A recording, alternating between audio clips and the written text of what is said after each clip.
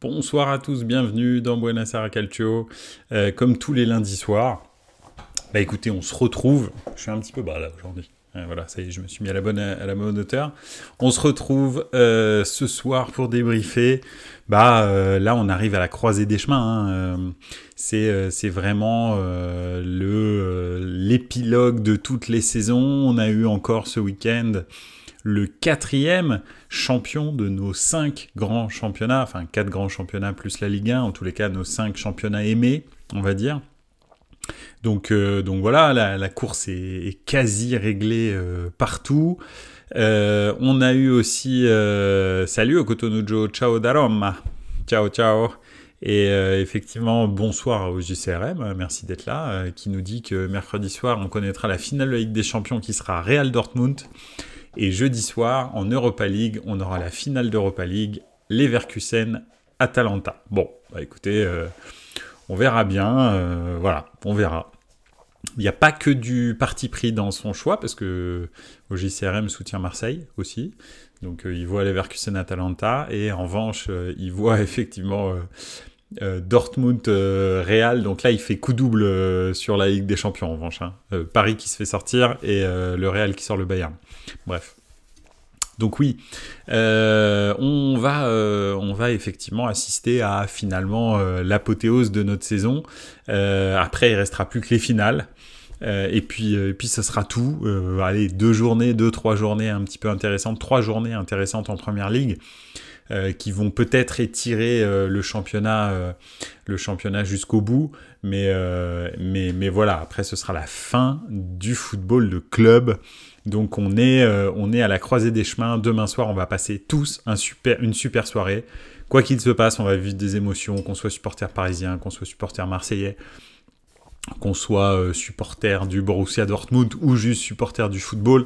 On va passer une excellente soirée. Et puis le lendemain, ça va être encore mieux. Ça va être l'apothéose du football de club entre deux monuments du football, le Bayern et le Real. Donc voilà, ça va être fantastique. L'Europa League, Rome peut-être le faire. En tous les cas, Daniele De Rossi en est sûr. Il a même demandé son avis à Allegri. Donc voilà, on en parlera tout à l'heure. Et puis voilà. Et puis ensuite, on aura les 3 dernières journées de Première Ligue qui étireront le suspense en championnat. Et puis après, ce sera terminé, ce sera l'Euro. Et l'Euro sera cool aussi. Voilà. Sauf les premiers tours, bien sûr, parce que maintenant, il y a 87 équipes. Donc les premiers tours, c'est Gibraltar, Chypre. Donc bon, on va un peu s'emmerder, mais dès qu'arriveront les quarts de finale, normalement, on devrait bien s'amuser. Alors, on va commencer gentiment par, j'ai appelé ça coup pour coup en Première Ligue. Et oui, effectivement, Arsenal et Manchester City se sont répondus ce week-end. Vraiment, c'est vraiment la guerre des étoiles là-bas en Première Ligue entre ces deux clubs. Liverpool a lâché l'affaire. Terminé, merci, c'est gentil d'être venu. Le quadruplé imaginé, rêvé, fantasmé par tous les supporters. Au-delà de Liverpool, même moi je l'ai imaginé et rêvé pour Jürgen Klopp et pour Liverpool, même si c'est pas mon club de cœur, c'est quand même, si je dois avoir un club en Angleterre, je trouve que c'est le plus séduisant en Angleterre, Liverpool le plus authentique, celui qui porte peut-être le plus, dans les grands clubs je parle, le plus l'âme anglaise du football, donc voilà, donc c'est vrai que moi je m'imaginais aussi, j'étais content de voir un Jürgen Klopp, que j'aime beaucoup en tant qu'être humain, terminé sur un quadruplé historique, ce qui aurait été complètement dingue. Bon, ça se passe pas comme ça, ce sera pas de quadruplé, ce sera un 1, juste un uniclé, je sais pas comment on appelle ça, mais bon, il aura juste gagné la coupe de la Ligue, c'est déjà pas mal, qu'il s'en aille avec une coupe, c'est déjà bien. Un petit tour dans les commentaires juste, pour terminer sur l'introduction de Buenos Aires Calcio, ou un anti-parisien du coup pour Dortmund, oui, effectivement, ça j'ai bien compris. Au JCRM qui nous dit Chelsea revient en force en cette fin de saison, bien content, mais ça n'empêche que Pochettino c'est au revoir pour moi. Ouais, effectivement, c'est une question qu'on peut se poser. Et à Chelsea, bon, alors on va terminer sur Manchester City et Arsenal, et après on passera à Chelsea parce que c'est un très bon sujet. Donc Manchester City et Arsenal se sont répondus, hein, il y a eu un quadruplé de Erling Haaland qui enfin s'est réveillé.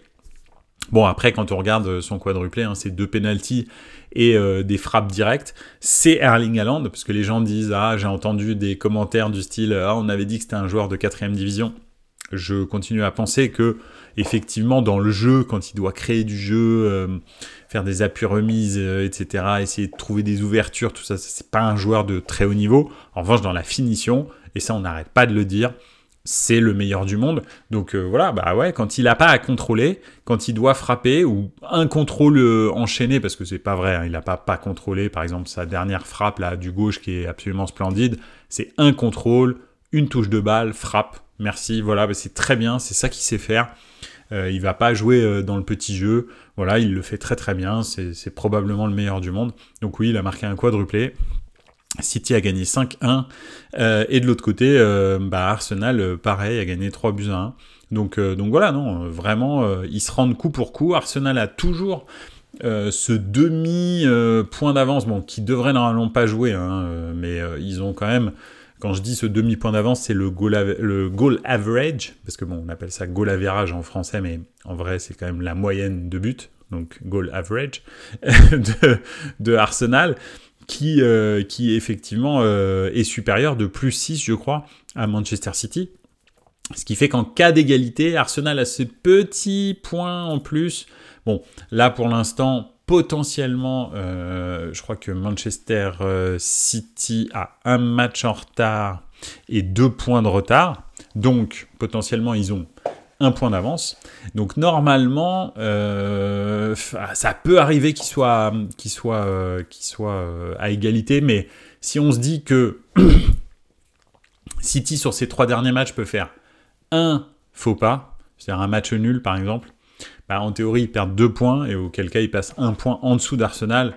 Un match nul ou une défaite, il faudrait qu'à côté, Arsenal fasse aussi un match nul, une défaite, bref. Sur les 3 derniers matchs, je pense pas qu'il y ait plus d'un faux pas d'une des 2 équipes. Donc, je pense pas que ce demi-point de goal average soit vraiment très important. Donc voilà, donc c'est juste ça, je pense pas que ça joue, en fait. Ça m'étonnerait, il faudrait qu'il y ait 2 faux pas de Manchester City, 1 faux pas de Arsenal, et auquel cas là, effectivement, il se retrouverait peut-être à égalité, et encore, ce serait un petit peu alambiqué. Donc voilà, donc je pense pas qu'il compte vraiment celui-là, mais bon. Il va y avoir grosse bagarre jusqu'à la fin. Qu'est-ce qu'on peut dire de cette fin de championnat ? A priori, la fin de championnat de City est un petit peu plus simple que celle d'Arsenal, mais en même temps, celle d'Arsenal va les maintenir peut-être un petit peu plus sous pression parce qu'ils rencontrent Tottenham et je crois, hein, ou alors Manchester United, c'est sûr, et Everton, et il me semble que c'est Tottenham, mais je suis pas sûr. Quoi qu'il en soit, ça va quand même les maintenir à l'éveil, parce que Everton joue un peu sa peau, même si là, ça commence à aller un peu mieux, joue quand même un peu sa peau sur les dernières journées. Et de l'autre côté, United joue un peu on va dire, sa renommée. donc voilà. Et City a un peu des clubs un peu des clubs un peu en bois à jouer, je crois. Donc, a priori, voilà, City est quand même un petit peu avantagé, mais un match de plus à jouer. Et en fait, pour l'instant, il y a 0 point marqué par City. Enfin, 1, plus exactement, parce qu'ils sont à 0-0. Donc, pour l'instant, il n'y a qu'un point marqué par City. Et tous les matchs, il faut les jouer. City nous a montré par le passé, on se souvient de la dernière journée contre QPR et le but d'Aguero, le premier titre de Manchester City, que de l'ère Abu Dhabi, que effectivement tout est possible dans le football anglais. Donc voilà, si t'es pas à 100% ce jour-là, tu peux te faire bousculer.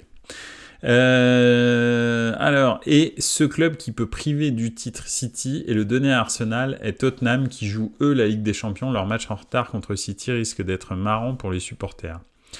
Effectivement, tout à fait. Qui joue la Ligue des Champions pour se qualifier. Ouais, ça peut être effectivement. Alors c'est City qui joue Tottenham. Je pensais que c'était Arsenal. Kotonujo qui nous dit Forza Atalanta, mais cette fois-ci depuis YouTube. Tiens, bravo Kotonujo, merci d'être allé sur YouTube pour voir un peu. Oui, donc oui, effectivement, ce sera un peu... c'est un peu comme le Paris Saint-Germain-Bordeaux. Je sais pas si tu te souviens, toi, au JCRM, tu dois t'en souvenir, de ce PSG-Bordeaux de la dernière journée, le Marseille de Roland Courbis, qui pouvait être champion, et bizarrement, oui, voilà, avec le but de Pascal Feindouno, où il y a personne qui l'attaque, mais alors, strictement personne, tout le monde est en train de regarder les pâquerettes, le pigeon qui est en train de se poser sur le Parc des Princes, bref... C'est la fête. Feindouno, il aurait pu aller marquer un but en moonwalk, ça aurait été exactement la même chose. Donc, je crois qu'il n'y a que le goal qui est à peu près motivé par ce qui se passe, parce que lui, c'est trop grillé s'il fait rien. Donc, voilà. Et finalement, Marseille perd le titre sur cette dernière journée. Et ben, peut-être que Tottenham va s'amuser. Et je pense d'ailleurs, hein, oui, je crois que c'était... Est-ce que c'était Lama encore? Oui, c'était... Ah, je sais pas si c'était Bernard Lama à cette époque-là encore. Parce que c'est quoi? C'est 99, si je ne m'abuse. C'est l'année... Ah non, c'est juste avant, c'est 98. Parce que c'est une année avant que Marseille a eu en finale de Coupe de l'UEFA, je crois. Donc, et c'est 99, il me semble, la finale de Coupe de l'UEFA contre Parme. Bref. Donc je crois que 98, je sais pas si Lama est encore gardien du Paris Saint-Germain. Il est peut-être déjà parti à Rennes. Je suis pas sûr. Mais bon, bref. Sinon, bah, c'est un Landreau ou un Letizy ou un truc dans le genre. Hein. En gros, à peu près. donc oui, peut-être que Tottenham va se faire un malin plaisir de priver Arsenal du titre, vu que, bon, Tottenham, quand même, je pense que ça leur ferait très, très, très, très, très, très mal d'avoir passé toute cette période de on va dire, banter era, si on reprend un petit peu le vocabulaire italien du Milan de ces derniers temps, de Arsenal, c'est-à-dire depuis le dernier titre qui était il y a très, très, très, très longtemps, 2004, jusqu'à maintenant, où, ok, Arsenal a quand même gagné des titres, style des coupes, des FA Cup ou des coupes de Ligue, ou même de temps en temps des Community Shield, je crois, un ou deux. Mais à part ça, pas de titre. Et Tottenham, à un moment même, était passé clairement au-dessus d'Arsenal dans la hiérarchie du football anglais. N'a pas réussi à gagner un seul titre pendant cette période-là. Et il se trouve que là, c'est la fin. C'est la fin de on va dire, de la banterera d'Arsenal. Et là, si Arsenal gagne un titre de championnat avant Tottenham, là c'est horrible pour Tottenham. Hein. Donc je pense effectivement que les 3 points contre Tottenham, ils sont pris pour Manchester City. Après le reste, on verra. donc voilà. Quoique Postecoglou, lui, il va peut-être jouer son poste, hein, d'ailleurs, sur la fin de saison, là, parce que là, il est sur 3 ou 4 matchs, 3 ou 4 défaites même d'affilée, contre des équipes un peu costauds, soit... Mais quand même, s'il continue à prendre des pipes comme ça jusqu'à la fin, alors que je pense sincèrement que Postecoglou est un super coach, vraiment, bah, je pense que effectivement, ça risque d'être chaud pour lui, alors que franchement, je pense vraiment que c'est cool si tu peux repartir avec lui, jour 1 de la saison, renforcer un peu son effectif pour lui donner un peu des joueurs qui collent à son style de jeu. Je pense que ça peut être pas mal parce que la base est plutôt pas mal à Tottenham. Ils ont eu du mal sur le long terme. La blessure de Maddison aussi les a bien freinés. Mais je pense qu'en partant avec ça, là, tu peux aller loin. Donc voilà. Au JCRM qui a vérifié, c'était bien Bernard Lama dans les cages. Et Lama, c'est pas le genre à lâcher, lui. C'est pour ça que je pense qu'il essaye quand même de l'arrêter le but. Il s'en fout. Donc voilà. Passons à Chelsea. Tottenham, heureusement qu'ils ne jouaient pas le titre vu leur calendrier de fin de saison, c'est abusé. Oui, eux, c'est vrai qu'ils ont pris tout le monde. Hein. Là, ils enchaînent. Mais alors, c'est la fiesta. Alors, c'est vrai que ça fait beaucoup de défaites, mais il n'y a pas de petit club. C'est-à-dire, ils tapent pas un gars comme Burnley et puis ils se font taper, quoi. C'est vraiment à chaque fois où Bournemouth, ils prennent que des gros. Alors, bon, des gros plus ou moins gros, hein, parce que bon, Manchester United, c'est pas quand même fantastique, mais bon, faut quand même les jouer. Donc voilà, surtout que United cette année, c'est tout ou rien. Ils sont capables de taper City comme ils sont capables de perdre contre Burnley 4-1. Donc tu sais jamais quel Manchester United tu vas trouver. Donc bon, tu peux comprendre quand ils sont dans un bon jour. C'est comme Chelsea. Chelsea aussi, c'est la même chose. Alors, sauf que c'est moins fréquent quand même. Mais des fois, ils sont injouables. Ils ont des joueurs d'une qualité incroyable. Et tout d'un coup, il n'y a plus personne. D'ailleurs, si United bat Arsenal, ils offriraient le titre à City. Bon, alors c'est bon. Arsenal a 3 points grâce à United et City a 3 points grâce à Tottenham. Ça, c'est fait. Donc, en gros, il y a déjà un match en moins. Alors maintenant, il en reste plus que 2 pour Arsenal et 3 pour United, pour City. Donc voilà, on n'a qu'à faire ça. Ce sera beaucoup plus simple. C'est très possible que ça se passe comme ça, d'ailleurs. Qu'est-ce que je voulais dire ? Oui, passons à Chelsea. Chelsea, je pense quand même que, franchement, je sais pas, tu vois, Pochettino, je peux pas te dire si c'est vraiment l'homme de la situation ou pas. Mais je sais que j'ai vu des très bons matchs de Chelsea, bizarrement.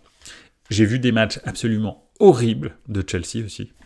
Mais le fait que j'ai vu de très bons matchs de Chelsea avec une super animation, etc., je pense que là, il est en train de trouver à peu près les réglages. Si on lui laisse un peu les mains libres, c'est-à-dire si on arrive à se séparer d'énormément de joueurs là, qui servent à rien à Chelsea, et qu'on lui laisse l'ossature qu'il a envie de garder, qu'en plus de ça, si on arrive à le renforcer, bon franchement, renforcer, enfin je sais pas, bref, normalement, avec ce que tu as comme joueur à Chelsea, tu arrives à faire un 23 ultra costaud. C'est pas possible autrement. Franchement, tu peux doubler tous les postes, tu peux même les tripler si tu as envie. Donc voilà, tu peux doubler tous les postes, tu as des joueurs de qualité à tous les postes quasi. Donc après, maintenant, il faut leur faire comprendre quel est l'objectif de ton plan de jeu, comment est-ce que tu vas les utiliser, est-ce que tu vas les faire tourner ou pas, comment est-ce que tu vas les motiver. Mais honnêtement, franchement, si tu lui laisses un peu les mains libres, que tu dégages un tiers, voire un peu plus de l'effectif et que tu lui laisses choisir qui tu gardes pas, je pense que Pochettino, la saison prochaine, peut faire quelque chose parce que je pense quand même que c'est un bon coach, c'est pas le problème. Je pense pas que ce soit une pompe à vélo.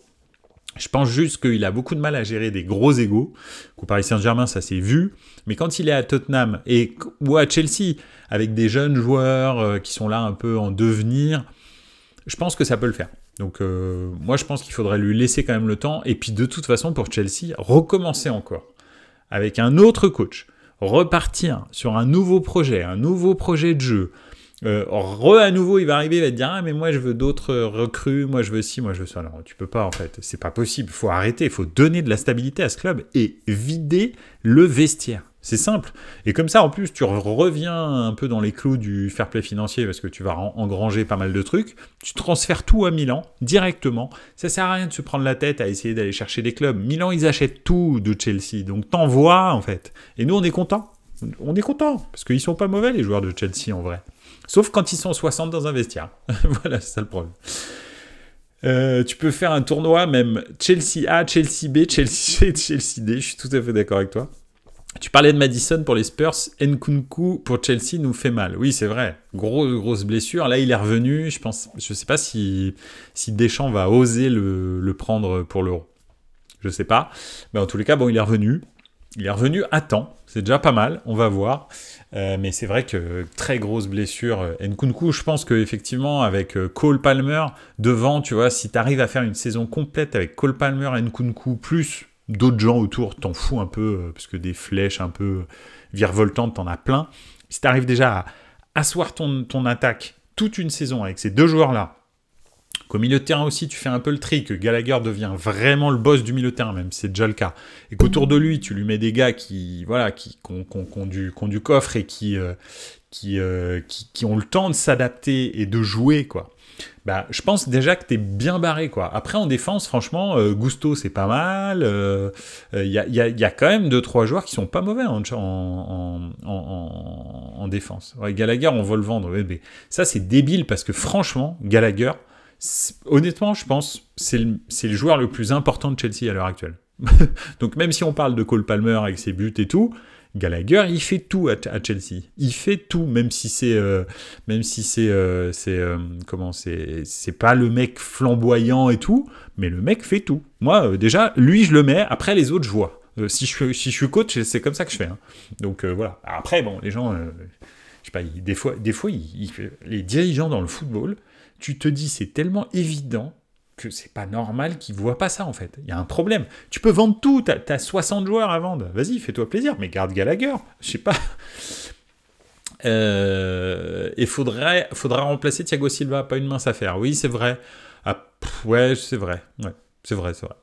Après, des défenseurs centraux, vous en avez. Hein. Ouh là là. Bon, après, pas avec l'expérience de Thiago Silva, mais quand même. Et pour une bouchée de pain dans le monde du foot, Gallagher, oui. Ouais, en plus, vous allez même pas le vendre style 200 millions. Donc, bon, ça encore, tu comprends, tu peux pas refuser. Chelsea a beaucoup dépensé, ok, tu prends un très gros transfert. Mais Gallagher, tu vas le vendre pas grand-chose. Un club anglais lambda, franchement, garde-le, en fait. En plus, c'est un club anglais qui va te mettre une pilule dans le championnat l'année suivante. Hein.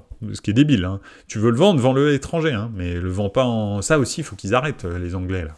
De se vendre les joueurs entre eux, là. En fait, tu vends pas à ton ennemi ou je sais pas. Non, tu vends pas. C'est tout. Tu vends dans un autre championnat et tu croises plus ton joueur. C'est terminé. Moi, perso, si j'étais dirigeant, c'est comme ça que ça se passe. Il n'y a pas un joueur que je transfère dans mon championnat. Vous allez tous vous brosser. Hein. Vous reprenez pas mes joueurs pour que l'année suivante, ils marchent dessus. Hein. Non, ça, c'est pas possible. Tu prendrais Gallagher au Milan, mais grave. Alors là, c'est sûr et certain. Ah ouais. Reinders, Gallagher... et le troisième, voilà, on peut discuter sur le troisième, mais en tous les cas, Reinders Gallagher, ça, c'est mon milieu de terrain qui démarre tout le temps. Et après, tu mets un coup Benasser, un coup qui tu veux, on s'en fout. Voilà. Les autres, ils peuvent tourner, parce que Benasser a plus du tout le niveau qu'il avait, il est un peu rincé, mais bon, il est pas mauvais. Mais non, carrément, c'est clair. Donc oui, Chelsea, j'espère qu'ils vont garder Pochettino, mais pas pour Pochettino, mais pour le projet de Chelsea. Il y a un moment donné, il faut donner de la stabilité, tu peux pas recommencer tout le temps. Et je te dis, j'ai vu des très bons moments à Chelsea, et pas seulement des différences en 1 contre 1, des beaux mouvements de jeu, une belle animation et tout. Donc tu te dis, il y a moyen, il est en train de faire quelque chose en fait. Donc non, franchement, ça peut devenir un peu comme son Tottenham, qui n'était pas la plus belle équipe d'Angleterre, mais qui avait un style de jeu au moins. Tu savais comment Tottenham jouait, et c'était plutôt cool à regarder de temps en temps. Mais bon, bref. Voilà. On va passer à l'Espagne, on va terminer sur l'Angleterre, à moins que vous vouliez parler d'un autre club en Angleterre. N'hésitez pas. Il manque un vrai neuf à Chelsea. Arsenal qui ne veut plus de Jesus, je prends tous les jours en neuf.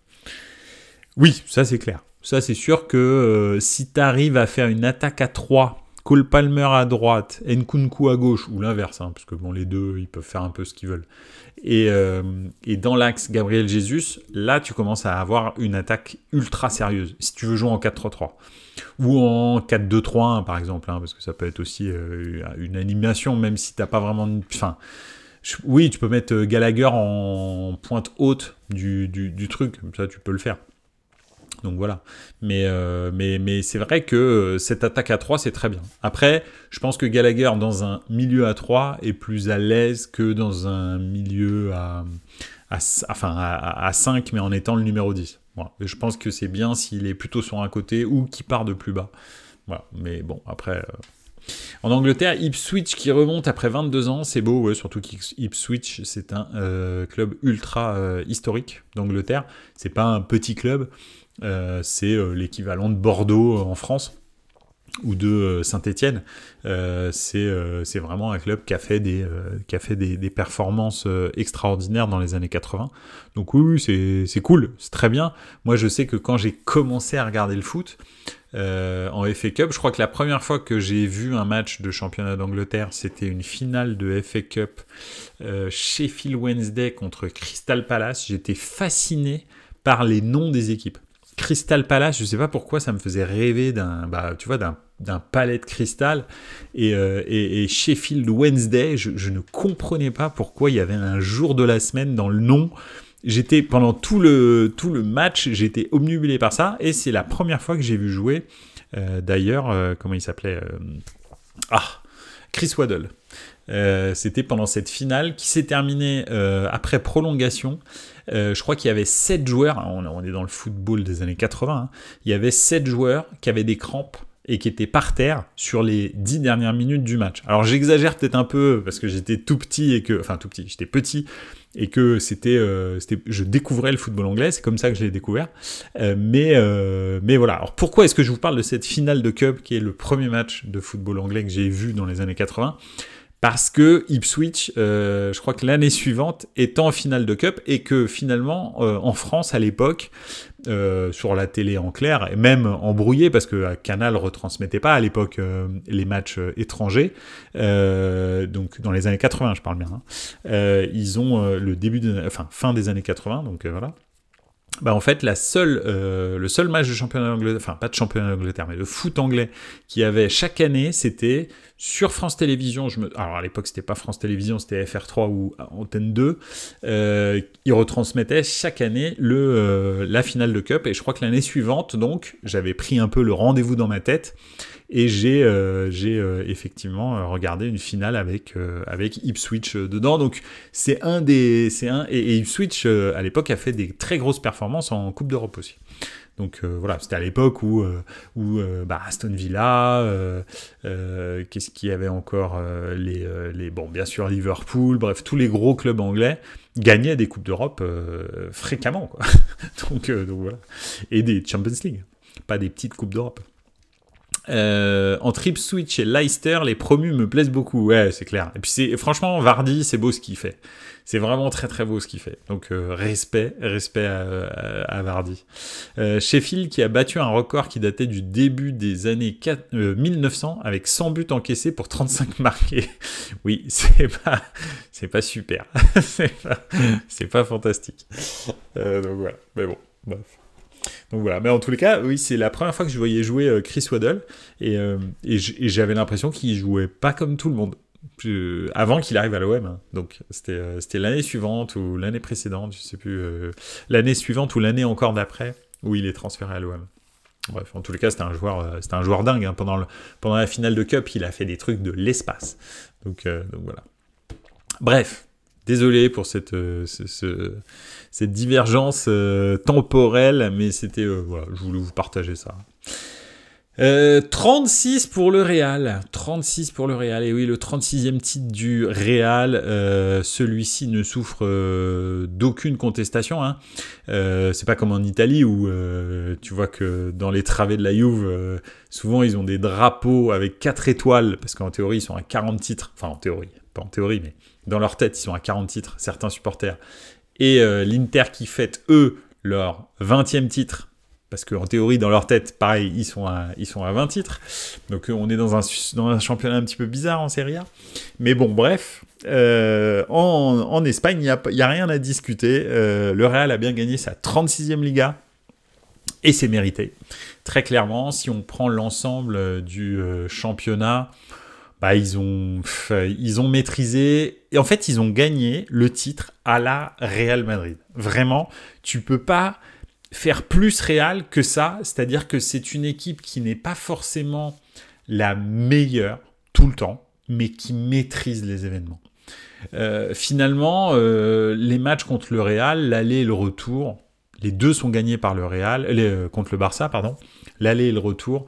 Et je veux pas paraphraser Xavi, hein. Je le dis parce que je le pense sincèrement. Xavi contre Giron, il pense qu'il a été meilleur. Moi, je dis qu'il s'est fait défoncer aller-retour. Mais bon.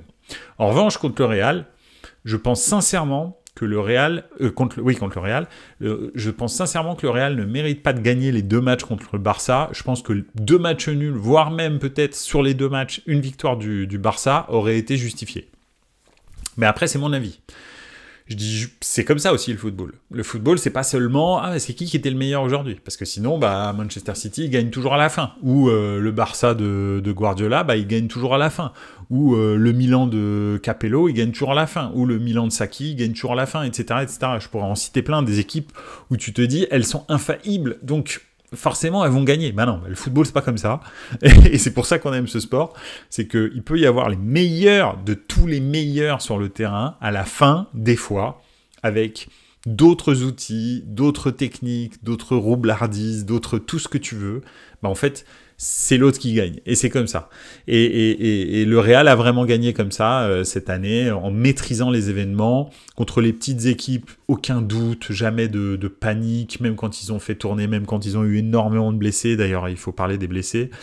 Donc voilà, et quand il a fallu rencontrer les grandes, les concurrents directs, on va dire, donc cette année c'était Girone et le Barça, c'est très clairement l'Atlético, l'Athletic Bilbao et les Betis Séville, tout ça c'était très loin derrière en termes de niveau et tout, même si finalement le Real a perdu qu'un seul match contre l'Atlético, mais justement parce que finalement celui-là il pouvait le perdre, c'était pas très grave, mais en revanche les 4 matchs contre Girone et contre le Barça, ils les ont déglingués, les 4, enfin déglingués, ils les ont pris, sur leurs deux équipes suivantes, quand même, ils ont pris 6 points et 6 points. Ils ont pris 12 points contre les deux équipes qui pouvaient les concurrencer. Donc, ouais, effectivement. C'est en ça que je dis que le Real a gagné cette Liga sans aucun doute, mais en maîtrisant les événements, parce que voilà, alors ils étaient au-dessus de Girone, ça y a pas de problème, mais en revanche, ils n'étaient pas forcément au-dessus du Barça, et pourtant ils les ont tapés. Donc voilà, donc c'était une super saison en plus pour Carlo Ancelotti, parce qu'il gagne le 5e championnat qui lui manque pour prendre les 5 plus grands championnats du monde. Donc il a gagné en Liga, il a gagné en Serie A, il a gagné en Ligue 1, il a gagné en Bundesliga, voilà, il a gagné partout, et il a gagné en Première Ligue aussi avec Chelsea. C'est le seul entraîneur qui a réussi à faire ça. Pour moi, en fait, il n'y a pas de discussion possible. C'est le plus grand manager de tous les temps, loin devant Guardiola, Arrigo Sacchi, Capello, je sais trop qui encore, Jürgen Klopp. C'est un manager de l'espace, Carlo Ancelotti. Très honnêtement, c'est vraiment le meilleur manager du monde. Alors, est-ce que c'est le meilleur technicien du monde ? Non, je pense pas. Je pense que Guardiola est au-dessus. Ça ne change pas que c'est le meilleur manager du monde, et que quand il prend un groupe, il l'emmène là où il faut. C'est tout. Et aujourd'hui, tiens, d'ailleurs, je lisais un truc, attendez, je vais vous le dire après, mais d'abord, je vais passer dans les commentaires. 34e trophée pour Florentino Pérez et 28e titre en tant qu'entraîneur pour Ancelotti. Ancelotti, il lui manque plus qu'à prendre la sélection italienne, leur faire gagner un Euro et une Coupe du Monde, et il sera imbattable dans l'histoire du foot. Moi, je pense déjà que c'est le cas. Mais c'est clair que si en plus, sur la fin de sa carrière, il prend la sélection nationale italienne, la squadra, et qu'il arrive à leur faire gagner quelque chose, alors là, ce serait une Coupe du Monde, ce serait le... Enfin, moi, franchement, en Coupe du Monde, je suis supporter français, j'ai aucun doute dans ma tête. Mais juste parce que j'aime ce pays plus que certainement tous les pays au monde, à part la France. Et parce que j'aime la passion du football qu'a l'Italie, et que c'est pour ça que je suis attiré par le football italien, et cette folie douce qui existe en Italie. Il gagne la Coupe du Monde un jour, l'Italie, la prochaine, parce que je veux pas rater ça, en fait, je l'ai raté en 2006. La prochaine Coupe du Monde que gagne l'Italie, si ça leur arrive, je vais en Italie pour les célébrations. Le jour même, je prends un billet d'avion, je m'en vais. Juste, je veux voir ce que ça donne je sais pas si je vais à Rome, ou si je vais à Naples, ou si je vais à Milan. Je pense que je prendrais plutôt une ville du Sud, mais je veux voir ce que c'est, en fait. Je veux voir quelle est la folie que peut amener une Coupe du Monde, la victoire d'une Coupe du Monde pour un pays comme l'Italie, un pays dingue de football comme l'Italie. Donc voilà, ça c'était la petite aparté. Et si c'est Ancelotti qui le fait, franchement, merci Carletto, merci pour tout. T'as mis 1000 ans sur le toit du monde. Ensuite, t'es allé exporter ton talent un peu partout, et tu reviens à Rome en plus, qui est on va dire le club dans lequel il a commencé dans le football. avant Milan. Tu reviens à Rome avec une Coupe du Monde. Bravo, merci, c'est gentil. Il n'y a plus de discussion. Moi, déjà, pour moi, il n'y a plus de discussion. Mais après, il y a des gens qui mettent dans la balance la technique. Oui, c'est vrai, je suis d'accord. Mais Ancelotti, il a gagné partout, en fait. Il a gagné des champions dans les 2 plus grands clubs de l'histoire du football.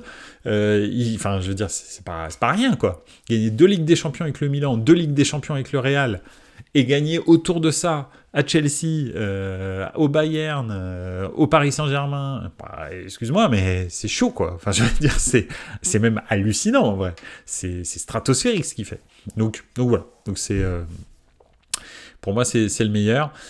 Je sais plus ce que je disais. Oui, si, Thiago Motta. Thiago Motta qui a raconté une anecdote lorsqu'il était au PSG avec Carlo Ancelotti. Ils étaient un soir, tous, ils vont manger au resto, dans un resto de viande argentin, hein, vous vous doutez bien, avec Pocho Lavezzi. Et en l'occurrence, Lavezzi s'entendait très bien avec Carlo. Bon, après, tout le monde s'entend bien avec Carlo Ancelotti. Hein. Franchement, ça doit être compliqué de te prendre la tête avec lui. Il l'appelle et il lui dit de venir. Il lui dit ouais, tu fais quoi et tout, viens nous rejoindre au resto. Les autres joueurs, ils étaient vraiment pas bien. Ils disaient mais arrête et tout, franchement t'abuses de demander à l'entraîneur de venir alors qu'on est tous en train de faire la fête dans un resto parisien. 15 minutes après, Carlo Ancelotti était devant le resto, rentre dans le resto et donc passe la soirée avec eux, etc. Un moment, il regarde l'heure, il dit bon allez, moi je dois y aller. Vous faites ce que vous voulez dans le resto, vous vous amusez si vous avez envie de vous amuser. La seule chose que je vous demande, c'est que dimanche, vous faites un grand match. Et il s'arrache. Terminé. Le lendemain, il les entraîne, rien de spécial. Et les gars, en fait, se regardent. Et Thiago Motta regarde ses autres coéquipiers et se dit, mais en fait, comment est-ce qu'on peut ne pas mourir pour lui ? Combien tu penses qu'il faut qu'on en mette dimanche prochain pour qu'il soit content ? Et résultat, eux, ils se disent, il faut qu'on en mette 5. Résultat, le dimanche, je sais plus combien ils gagnent, mais ils gagnent très largement. Et la confiance que Carlo Ancelotti leur avait donnée, en fait, ils lui ont rendu en faisant un super match alors que c'était une équipe lambda de Ligue 1, en fait. Parce que, en fait, quand il y a un entraîneur qui te responsabilise à ce point-là, t'as juste une seule chose à faire, c'est répondre de façon positive à la confiance qu'il t'a donnée. Surtout quand en plus tu as le groupe du Paris Saint-Germain de l'époque qui était un groupe avec des cadres, un groupe vraiment très mature, hein, c'était pas un petit groupe, hein, c'était probablement l'équipe de Carlo Ancelotti, Laurent Blanc, c'est la meilleure équipe du Paris Saint-Germain, même bien meilleure que celle de cette année, même si peut-être elle va aller en finale de Ligue des Champions. C'est la meilleure équipe du Paris Saint-Germain de l'ère Qatari, parce que pour moi, la meilleure équipe du Paris Saint-Germain, probablement, elle est en, je pense, 93.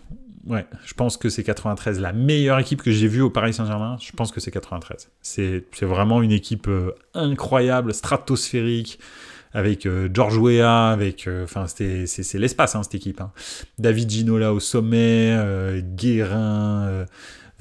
non, franchement, très, très, très grosse équipe à l'époque, avec Alain Roche qui est vraiment au sommet, des défenseurs, c'est des rocs. Franchement, c'est chaud, des milieux de terrain de l'espace aussi. Non, l'équipe de 93 Rai Valdo, tu as tout à fait raison, au JCRM, c'était pour moi la meilleure équipe du Paris Saint-Germain que j'ai jamais vue. Et j'en ai pas vu d'autres pour l'instant. Vous pouvez me dire Messi, Neymar, tout ce que tu veux, c'est pas à ce niveau-là. C'était du très très haut niveau.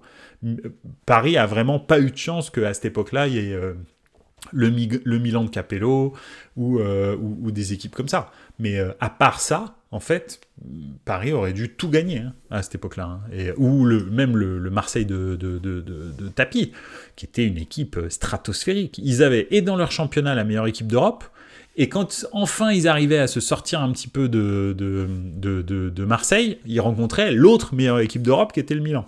Donc, en fait, ils étaient vraiment bloqués, mais ils étaient, pour moi, dans les 3 meilleures équipes d'Europe à l'époque. Hein. Vraiment, il n'y a pas photo. Le Bayern n'existait pas à cette époque-là. En Angleterre, ils revenaient à peine timidement en Europe après 10 ans de suspension due au drame du Heysel. Donc, ils étaient plus du tout au niveau, mais plus du tout. Hein. Les équipes anglaises, elles faisaient pitié quand tu les voyais, quand elles revenaient en Europe. Les équipes espagnoles étaient en souffrance. Le Real, à l'époque, 93, il faut savoir que ça fait 30 ans qu'ils n'ont pas gagné une Ligue des Champions. Hein. Quand ils gagnent en 98, je crois que ça fait 34 ans qu'ils n'avaient pas gagné une Ligue des Champions. Hein. Donc le Real avait traversé, voilà. Et en 93, en l'occurrence, le Barça de Johan Cruyff, oui, c'est vrai, était une grande équipe, mais c'est la première Ligue des Champions qui gagne l'année précédente, en 92. Donc voilà. Pour replacer, le football espagnol n'était pas du tout dans la même dynamique, on va dire, depuis les années 2000, parce qu'en fait, c'est là où ça recommence vraiment le football espagnol, après une période de domination extrême dans les années 50 et 60. Donc voilà. Et entre-temps, entre les années 60 et les années 2000, il y a eu un trou abyssal pour le football espagnol dans les années 70, 80 et 90. Hein. C'était pas du tout des clubs qui faisaient peur. Ils faisaient peur par le nom qu'ils avaient, parce que dans les années 50-60, encore une fois, ils ont écrit l'histoire du football européen en gagnant à peu près tout ce qui bougeait, à part le Barça. Mais après, effectivement, c'était des clubs qui n'avaient pas gagné depuis très longtemps. Voilà. Je replace un peu, c'est important, je pense, que les gens sachent ça. Voilà. Je ne sais pas pourquoi, mais je pense que c'est important que tout le monde remette un petit peu en place l'histoire du football européen. Donc voilà, ouais. Oui, je ne sais pas pourquoi je suis parti sur Carlo Ancelotti, puis sur le Paris Saint-Germain, puis sur la meilleure équipe pour moi du Paris Saint-Germain, que j'ai jamais vue. Donc voilà, bon bref. C'est pareil pour l'équipe de Marseille, hein. La meilleure équipe de Marseille, c'est celle de 91, c'est pas celle de 93. Après, on peut m'expliquer tout ce qu'on veut, mais c'est souvent pas les meilleures équipes qui gagnent. Je sais pas si vous avez remarqué ça, parce que l'équipe de 96 du Paris Saint-Germain, qui gagne la Coupe des Coupes, la Coupe d'Europe des vainqueurs de Coupe, en fait, c'est pas la meilleure équipe du Paris Saint-Germain. Celle qui gagne la Champions League en 93 pour Marseille, c'est pas la meilleure équipe de Marseille. Pareil pour Milan dans les années 2000. Je pense que l'équipe de 2005, qui fait 3-3 et qui perd au penalty contre Liverpool, est bien meilleure que l'équipe de 2007, ou même l'équipe de 2003, qui gagne la Ligue des Champions pourtant en 2003 et en 2007. Je pense qu'en 2005, c'est la meilleure équipe que Milan ait eue pendant toute la période de domination qu'ils ont eue dans les années 2000. Et pourtant, c'est celle qui perd. Donc voilà, je pense qu'on n'a jamais eu une attaque plus performante qu'avec Hernan Crespo, Inzaghi, etc. Et en 2007, on gagne sans lui. En 2003, on gagne aussi sans lui. Quand sur le banc, tu as Crespo, Inzaghi, Shevchenko, je pense que tu peux pas faire mieux en fait. Hein. T'as beau m'expliquer tout ce que tu veux, à l'époque, cette équipe de Milan, c'est la plus forte du monde avec Gattuso, Seedorf, Pirlo derrière eux, Kaka. Enfin, c'est n'importe quoi en fait cette équipe. Et donc c'est pas celle-là qui gagne en fait. Et derrière, il y a Stan, Maldini, etc. Hein. T'as du ultra super archi lourd. Donc voilà, bref.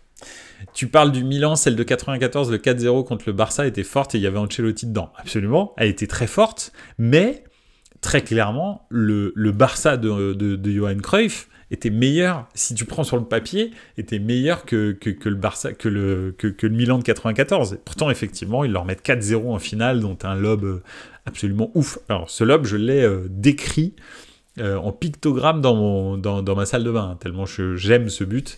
C'est le but de Savicevic sur Zubizarreta, qui lui met dans la lucarne un lob de 30 mètres. Il est à l'extérieur de la surface de réparation en diagonale, donc peut-être pas 30 mètres, mais bien 25 mètres. C'est voilà. Et Ancelotti, effectivement... Mais bon, c'est de l'histoire ancienne. Mais c'est pareil, j'ai pas l'impression que le Milan de 94 soit le plus fort de tous les Milans qu'on ait eu dans les années 90, tu vois. J'ai bien l'impression qu'en 91, le Milan, en 93, quand on rencontre l'OM, c'est le plus fort de tous les Milans qu'on ait eu. Et finalement, c'est pas celui qui gagne, c'est celui de l'année suivante. Alors que Papin est parti, que Van Basten ne joue plus, que tu vois. Alors donc c'est bizarre, c'est souvent comme ça le football, c'est très souvent comme ça. Et cette année, ça en prend directement le chemin.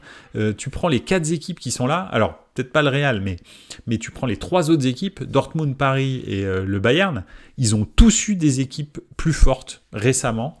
Et Paris en particulier, qui a l'air franchement vraiment qu'à la tête du vainqueur sur un malentendu. Paris en particulier, eux, ils ont eu des équipes tellement plus fortes que ça. Et c'est probablement, ou peut-être, en tous les cas c'est bien parti, cette année qui vont la gagner. Ce qui serait complètement ouf. C'est comme Chelsea et Di Matteo.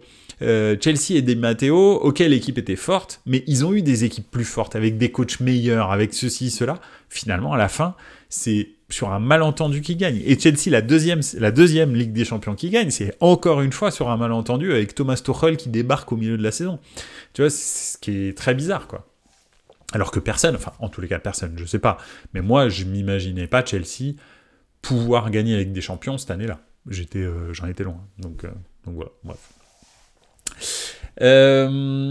Qu'est-ce que... Bah justement, on va enchaîner un petit peu sur les demi-finales de Ligue des Champions. On va terminer, et je l'ai titré le jour de Mbappé. Ouais, c'est quand même...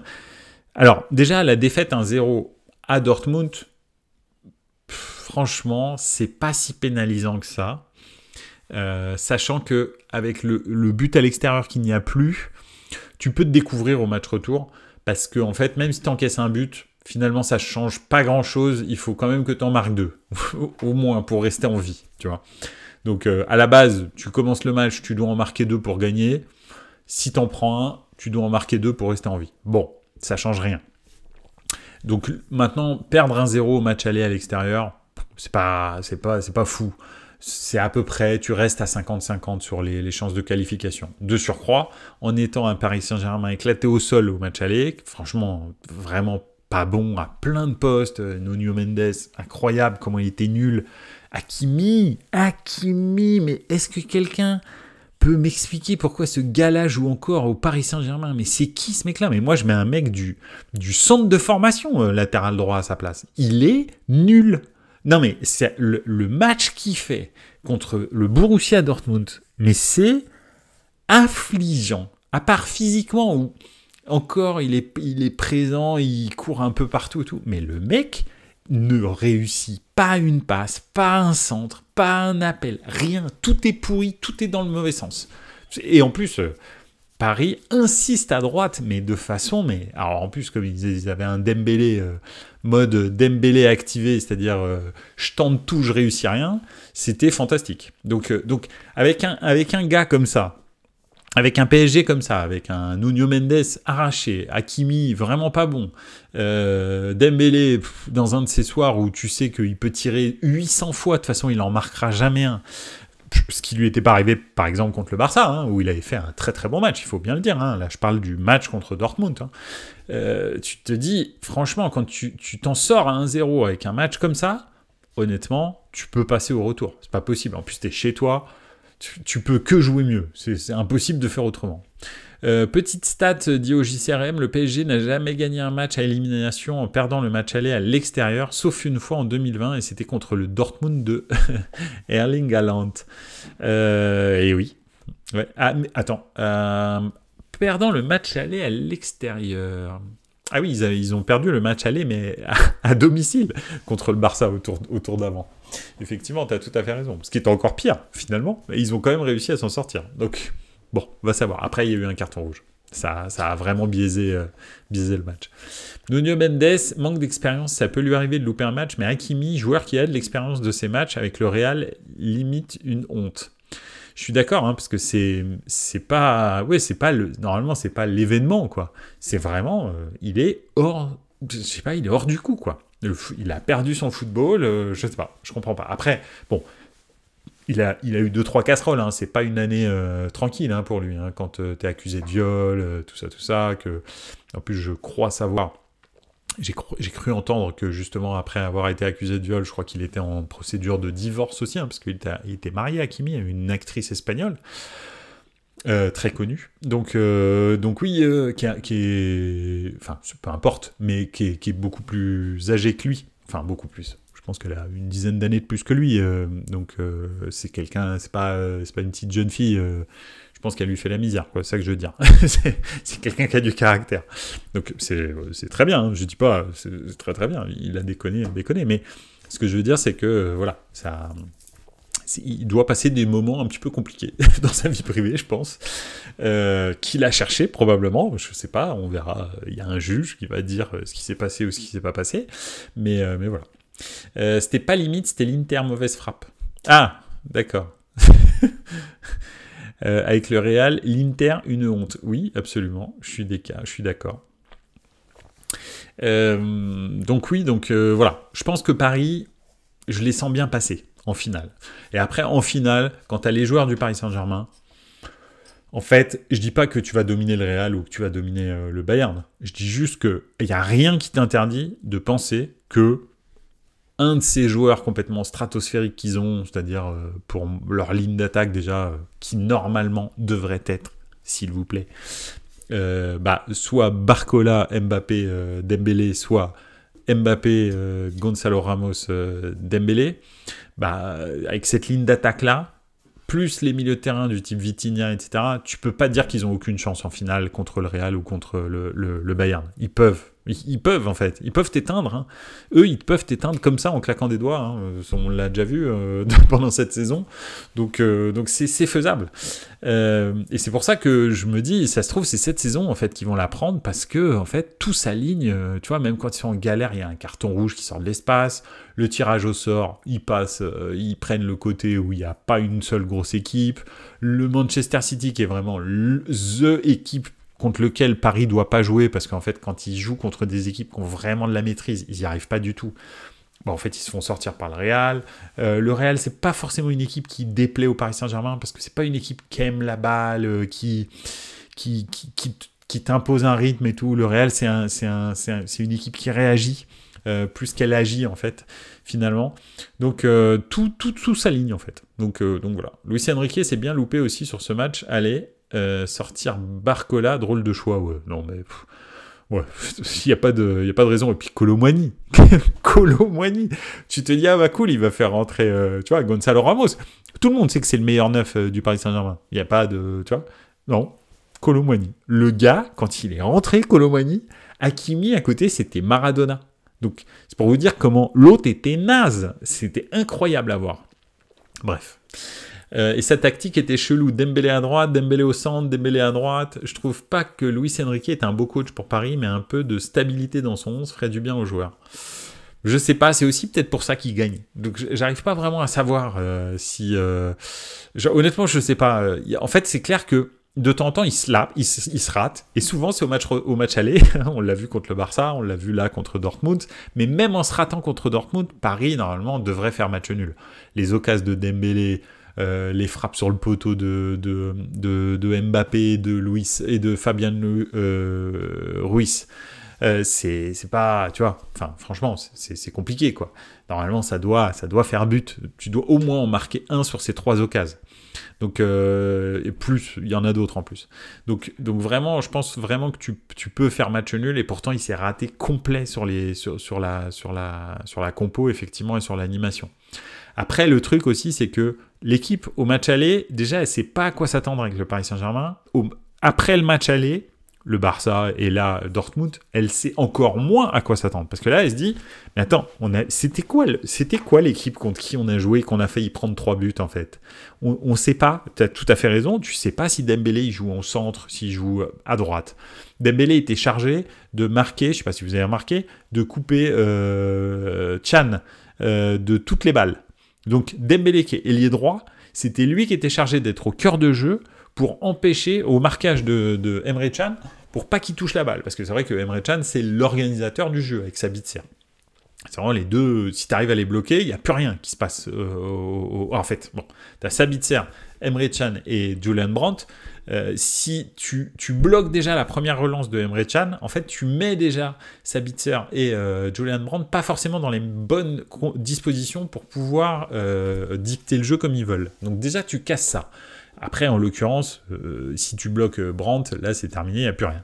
Donc c'est vrai que, voilà, c'était très, très bizarre comme animation, et même comme animation défensive.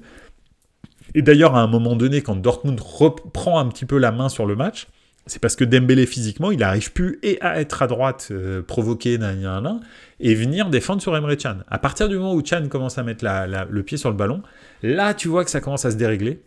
Et à ce moment-là, tu commences à voir que Dortmund a plus la maîtrise et commence à devenir de plus en plus dangereux. Et après, il a fait des changements pour justement contrer ça et faire en sorte que Emre Can soit toujours sous pression. Et c'est redevenu un peu le temps fort du Paris Saint-Germain. Donc voilà. J'arrive pas vraiment à savoir si, en fait, les coups tactiques de Luis Enrique, je pense que ça fait mal à la tête aux entraîneurs. Et sur le deuxième match, les entraîneurs, ils surréagissent à la tactique de Luis Enrique. Et ils tentent des trucs eux aussi. Et ça part en cacahuète. Et c'est là où il fait vraiment la différence. Donc je sais pas. On verra. J'arrive pas tu sais, je sais pas. Il est à la limite de la folie et du génie, Luis Enrique, en permanence. Donc voilà. Quant au Bayern, écoute, au JCRM, tu connais et vous connaissez tous mon talent pour les pronostics, mais le Bayern, je trouve qu'en fait le match aller m'a rassuré, en fait, bizarrement. Alors que tu te dis, bon, ils font 2-2 à la maison, c'est pas un super résultat, en plus ils étaient menés 2 fois.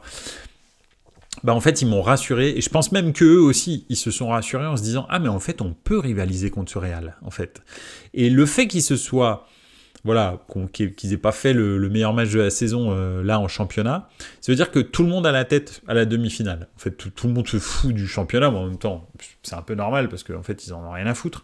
Ils sont 2e ou 3e au pire, mais ils seront qualifiés en Ligue des Champions, et puis ils seront pas champions. Donc, quelque part, ce serait bizarre que tu te mettes la rate au courbouillon en championnat pour réussir à gagner tous les matchs jusqu'à la fin, alors que tu as une demi-finale de Ligue des Champions à jouer. Donc j'ai bien l'impression que ça va être beaucoup plus compliqué que prévu pour le Real contre ce Bayern, et je suis pas sûr que... Moi, j'avoue que ma finale, dans ma tête, c'est Paris Saint-Germain-Bayern. Il est très possible que je fasse un 0/2. mais pour moi, la finale de Ligue des Champions, ça va être Paris Saint-Germain-Bayern, parce que le Bayern a vraiment les moyens de perturber ce Real, et vraiment, je sais pas, je sais pas pourquoi je le sens comme ça, mais je crois que ça a donné du baume au cœur au Bayern. Il s'est dit, mais en fait, on est le Bayern. Et tu vois, le Real, qui a dominé Manchester City, qui a éliminé Manchester City, bah en fait, on a fait jeu égal contre eux. Ok, c'était à la maison, mais on a fait jeu égal contre eux, en fait. Donc, et le Bayern, c'est pas une équipe qui a peur d'aller à l'extérieur. Enfin, je pense pas. Les joueurs, ils ont ce qu'il faut, quoi. J'ai pas compris pourquoi le Bayern n'a pas fait tourner ce week-end. Parce que je pense qu'ils ont besoin de certitude, le Bayern, en ce moment.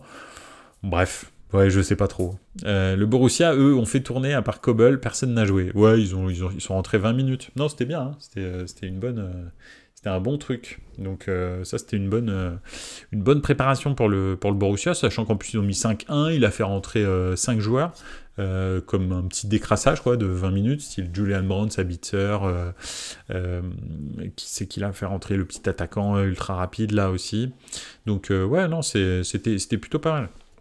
C'était plutôt pas mal pour le Borussia, mais le Borussia, ils m'ont pas convaincu à l'aller, et je pense qu'au retour au Paris Saint-Germain, au Parc des Princes, ça va leur faire bizarre. Donc voilà, voilà comment je vois les choses. Écoutez, on verra bien. Et c'est ça qui est passionnant dans le foot, c'est qu'on peut faire toutes les analyses qu'on veut avant. La réalité, elle va se passer demain soir, 21h, coup de sifflet final, à 22h45 à peu près. On verra, sauf s'il y a des prolongations. Franchement, j'espère qu'il va y en avoir, parce que ça fait quand même plaisir. Bah, on saura réellement ce qui s'est vraiment passé. Et ce qui est cool, c'est que le scénario va encore nous surprendre, c'est sûr et certain. Et là, on se retrouve avec Borussia Bayern en finale, ça serait drôle. Et quelque part un petit peu touchant. J'aimerais bien que Marco Reus gagne un titre majeur avec le Borussia Dortmund et gagne la Ligue des Champions contre le Bayern. Ça me ferait kiffer. Je dois vous avouer que je préfère que le Real gagne ou que le Paris Saint-Germain gagne la Champions League ou Dortmund, parce que le Bayern, s'il gagne, ils égalisent Milan en deuxième club le plus titré en Ligue des Champions de l'histoire, et ça m'emmerde. Donc voilà. Donc je préfère que ce soit les autres qui gagnent. Paris, c'est bien, ça me ferait plaisir, c'est quand même la ville d'où je viens. Donc bon, allez, je serais content pour Paris. Et puis ils le méritent après tout ce qu'ils ont traversé. Tu te dis quand même, allez, c'est un peu leur tour. Le Real, bah ils sont tellement loin, de toute façon on s'en fout. Et puis Dortmund, bon, bah ça fera la deuxième, ce serait cool. J'ai vu la première, je verrai la deuxième aussi. Donc voilà. Moi, c'est le PSG vainqueur qui m'emmerde. Oui, je comprends au JCRM. Comme beaucoup de monde. Hein. Beaucoup de monde. Hein. Il y a quand même très peu de gens, excepté à Paris, qui sont... Enfin non, pas à Paris, parce qu'en France, on va dire, parce qu'il y a quand même beaucoup... Enfin, maintenant, il y a énormément de supporters du Paris Saint-Germain à travers la France. Hein. C'est plus du tout... c'est un club un peu global, comme pouvait l'être Marseille dans les années 90. Donc voilà. Donc oui, en France, en tous les cas. Et au Qatar. Il ne faut pas oublier le Qatar. Voilà. Bon, écoutez, ça a été un plaisir encore de discuter football avec vous. Merci beaucoup d'avoir été là, surtout toi au JCRM.